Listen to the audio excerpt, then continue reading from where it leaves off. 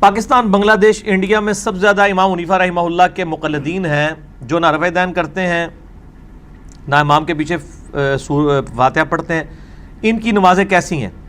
ان کی نمازوں کی آپ ٹینشن نہ کریں. آپ یہ فائدہ، آپ اللہ کا شکر ادا کریں کہ آپ کو مرنے سے پہلے یہ بات پتہ چل گئی ہے کہ یہ بات صحیح ہے. ان کا معاملہ آپ اللہ پہ چھوڑیں.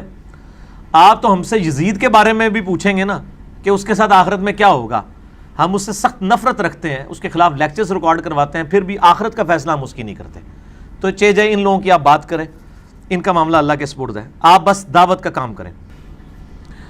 نماز محمدی صلی اللہ علیہ وآلہ وسلم جو آپ نے بتائی ہے وہ عورتوں کے لیے بھی اسی طریقے سے ہے. جی اسی طریقے ہی سے ہے، اسی پہ ہی یعنی راج تحقیق میری اس مسئلے میں اہل حدیث اور جاوید احمد غامدی صاحب کے ساتھ ہے کہ مرد و عورت کی نماز کے طریقے میں کوئی فرق نہیں ہے.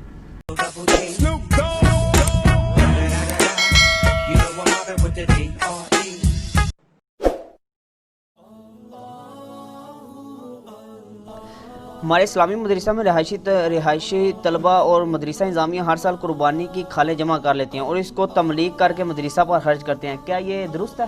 اللہ کے فضل سے آپ کو پتہ چل گیا یہ تملیغ کرتے ہیں. اے تملیغ پتہ ہے کہ شاید نہ جائے، عام بندوں کو پتہ ہی نہیں تملیغ کیا ہوتی ہے. یہ ایک ہیلا ہے. تملیغ کہتے ہیں مالک بنانا. فقہ حنفی میں یہ مسئلہ ہے کہ جو پہلے تو میں زکوٰۃ سے شروع کرتا ہوں. ان کے نزدیک زکوٰۃ میں کسی بندے کو مالک بنانا ضروری ہے، ادروائز زکوٰۃ ادا نہیں ہوگی. لیکن آپ سے تو وہ چندہ باکس میں بھی زکوٰۃ لے رہے ہوتے ہیں، تو آپ کسی کو مالک تو نہیں بنا رہے ہوتے سر. لیکن وہ اس کو حلال کر لیتے ہیں. وہ کیا کرتے ہیں، وہ جب چندہ باکس کھولتے ہیں نا تو سامنے غریب اسٹوڈنٹس بلاتے ہیں، بٹھا لیتے ہیں. سپوز 1 لاکھ روپے چندہ اکٹھا ہوا زکوٰۃ کا، وہ تو استعمال کرنا اس کو حرام سمجھتے ہیں. کہتے ہیں تملیغ ہوئی نہیں، مالک تو بنایا نہیں گیا، تو جرنل کسی نے چندے میں ڈالا ہوا ہے نا. وہ ایک اسٹوڈنٹ کہتے ہیں لو جی یہ 10,000 روپے آپ کو میں نے اس کا مالک بنایا. دوسرے کو بھی 10 دیا، کرتے کرتے 10 کو 10 دے دیا، لاکھ پورا ہو گیا. اینڈ پہ کہتے ہیں آپ یہ مدرسے کو گفٹ کر دیں. ہاں اللہ اکبر، یہ کتاب الحیل پورا چیپٹر ہے.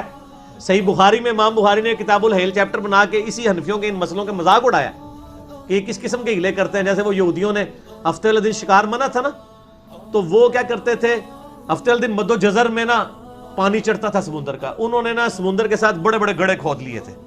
جب پانی چڑھتا تھا نا تو مچھلیاں جو ہے نا وہ ان گڑھوں میں آ جاتی تھی. جب پانی اترتا تھا تو گڑھوں سے اتوار والے دن شکار کر لیتے تھے. کہتے تھے ہم نے تو ہفتے کو شکار ہی نہیں کیا.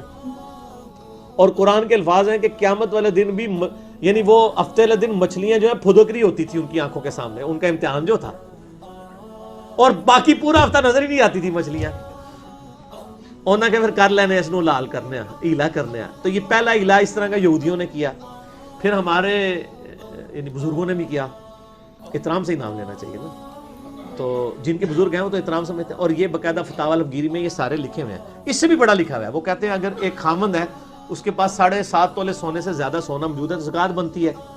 تو جب شرعی سال پورا ہونے والا ہو 1 دن پہلے اپنی بیوی کو گفٹ کرتا ہے تو اس پہ زکوٰۃ دی، کیونکہ سال پورا نہیں ہوا. سر ادھر یہ سٹوری ختم نہیں ہوئی ہے، یہ ڈونکی راجہ فلم یہاں پہ ختم نہیں ہوئی. اس کے بعد یہ ہے کہ جب وہ کہتے ہیں بیوی کا سال پورا ہونے لگے نا تو 1 دن پہلے وہ خاوند کو گفٹ کرتے ہیں. اگے تسی پھر کاں اڑا چڑی اڑی سارے اڑ گئے، ٹھیک ہے نا جی. اے اڑا اڑی چلتا رہے گا تو زکوٰۃ نہ خاوند تے نہ بیوی تے. یہ مسئلے لکھے ہوئے ہیں ریٹن میں جو مذاق نہیں اڑا رہا ہوں، یہ لکھے ہوئے ہیں اور ہماری متیں ماری ہوئی ہیں ان لوگوں نے. یہ کتاب الحیل پورا چیپٹر ہے ہیلے کا جی فقہ حنفی میں. تو اس طرح تو کوئی بھی نہ دے. تو یہ تملیغ اس طرح کرواتے ہیں. وہ کیا کرتے ہیں، وہ اسٹوڈنٹس کو مالک بناتے ہیں. اور اچھا اب ان کا یہ بھی مسئلہ ہے کہ زکوٰۃ جو ہے نا یہ مدرسے پہ لگ سکتی، مسجد پہ نہیں. اس میں بھی وہ تملیغ کروا لیتے ہیں، گفٹ لے لیتے ہیں. قربانی کی کھالوں کے والے سے بھی کر لیتے ہیں، حالانکہ وہاں ان کو بتائیں تملیغ کی ضرورت نہیں ہے. میں ان کو فقہ حنفی کا مسئلہ بتاتا ہوں کہ سر یہ زکوٰۃ میں تملیغ کا مسئلہ ہے، قربانی کی کھالوں میں تملیغ کا مسئلہ نہیں ہوتا.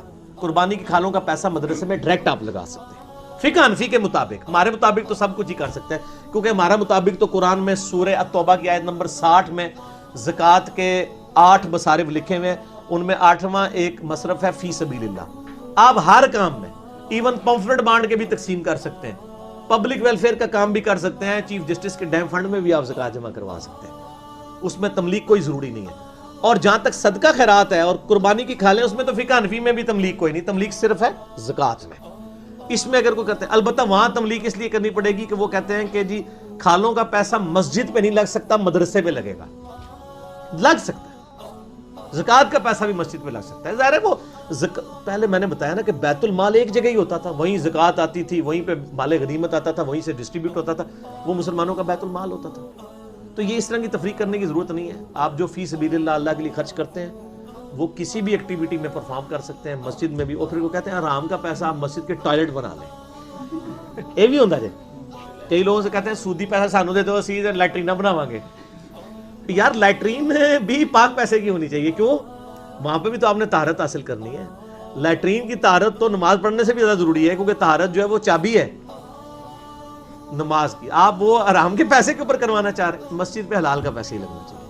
اچھا ویسے میں اگلی بات آپ کو بتاؤں, یہ آپ کو تقریریں تو کرتے نظر آئے ہیں, آج تک کوئی بندہ کہے کہ میں لاکھ روپے لے کے مسجد میں گیا ہوں کسی کے پاس اور آگے مولوی نے مجھ سے پوچھا ہو کہ حلال دے نہیں کہ حرام دے, نہیں پوچھتے. کیوں نہیں پوچھتے؟ آپ کو تو مسئلے پڑھا رہے ہوتے ہیں, ان کو اس سے غرض نہیں ہوتا. میرا وہ کہتے ہیں حرام دے بھی ہوئے ساڈے کو آگے لال دے ہو جائیں گے, ساڈی برکت رہا. کبھی نہیں پوچھتا. ٹھیک ہے مکاؤ جی, ٹائم ختم ہونے والا ہے. Press the bell icon on the YouTube app and never miss another update.